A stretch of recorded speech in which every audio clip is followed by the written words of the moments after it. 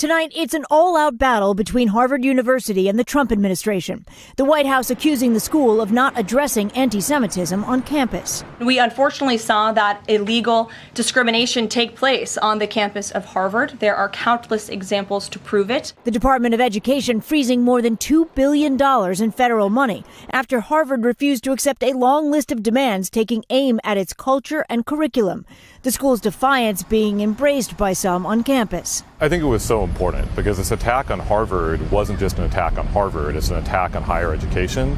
And in that sense, it's an attack on a pillar of American civil society. Today, President Trump also threatening to revoke the university's tax-exempt status, accusing the school of pushing political, ideological, and terrorist-inspired sickness.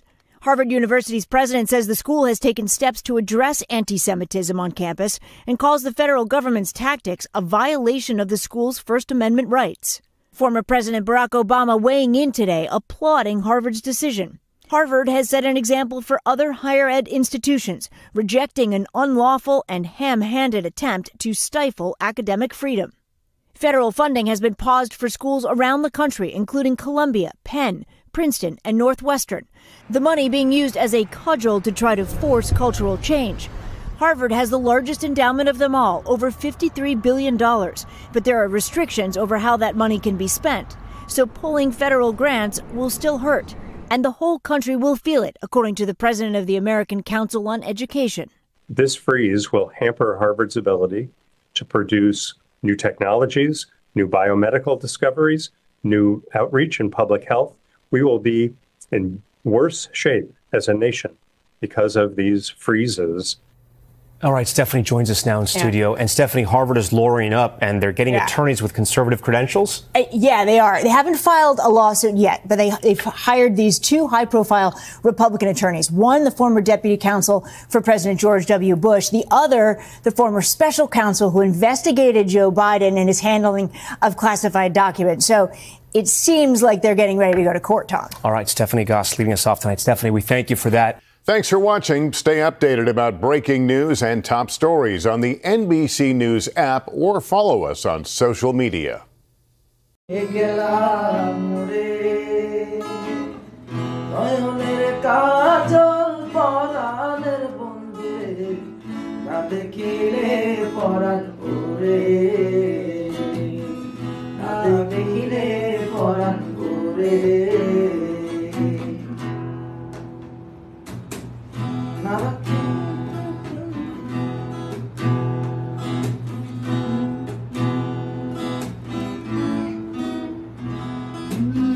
নারাকি মাটিতে নারাকি পাটিতে নারাকি পালকের ঘরে নারাকি মাটিতে নারাকি পাটিতে নারাকি পালকের ঘরে শীতির সুন্দরে রাখিব বন্ধুরে শীতির সিন্ধুরে রাখিব বন্ধুরে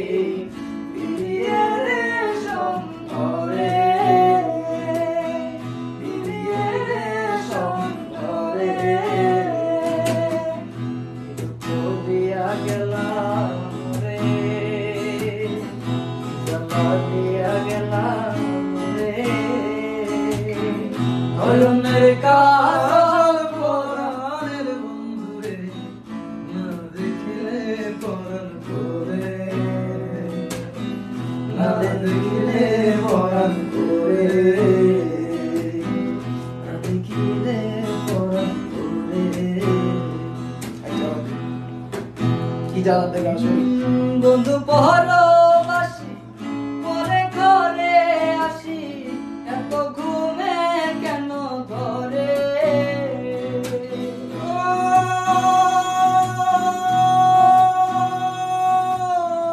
বন্ধু পরবাসী পরে ঘরে আসি এত ঘুমে কেন ধরে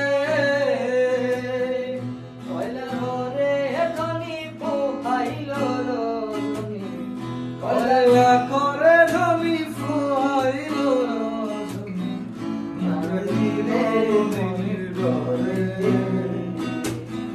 নারাকি মনির ঘরে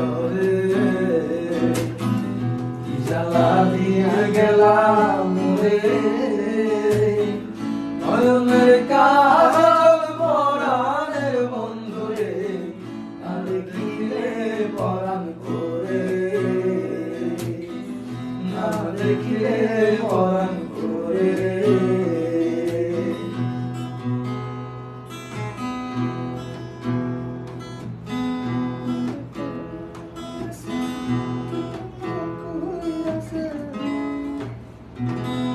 কি জানি লেখটা নারীর প্রেম গেছে কিন্তু না কইরাছে বস্ত্র কষি কষি পরে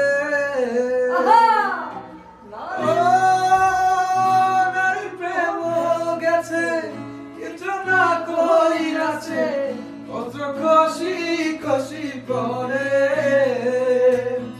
কহে আসকো হরালি সাধু শত জানি কহে আসকো হরালি কহে আসকো হরালি সাধু শত জানি উদাসী বানাইলো মোরে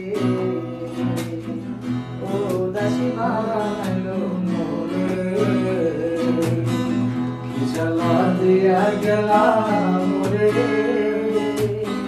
নয়নের কাজ